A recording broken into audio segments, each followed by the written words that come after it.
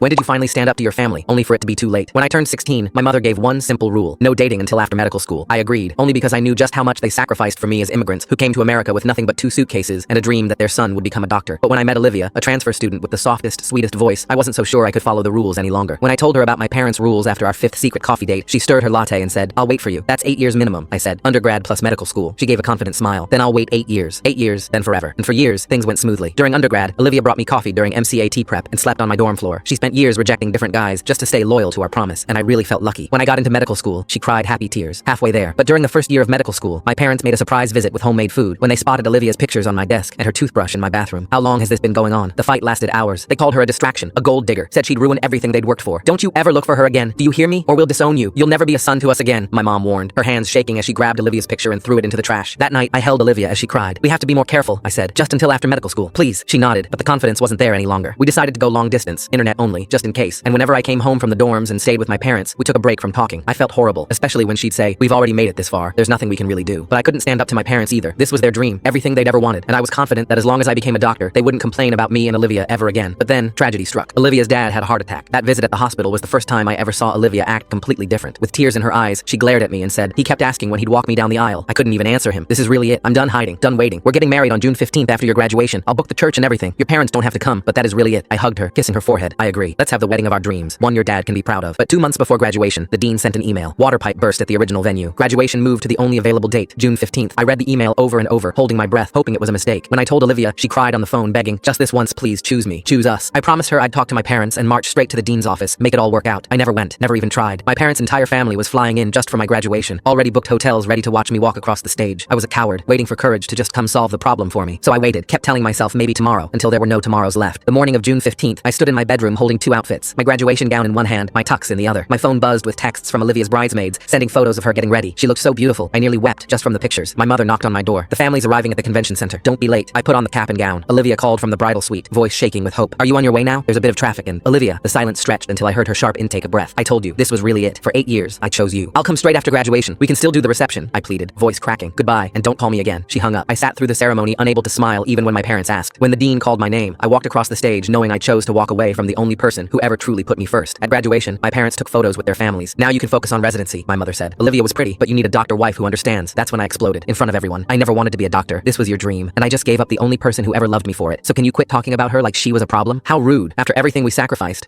just so I could have a degree I never wanted? For what? Bragging rights? So you can hold it above my head for the rest of my life?" I walked out, drove straight to the wedding venue only to find staff almost done packing up decorations. I fell to my knees sobbing, staring down the aisle I chose not to walk. And now, 5 years later, I get to watch her laughing with a kind-looking husband while her 2 kids call me uncle.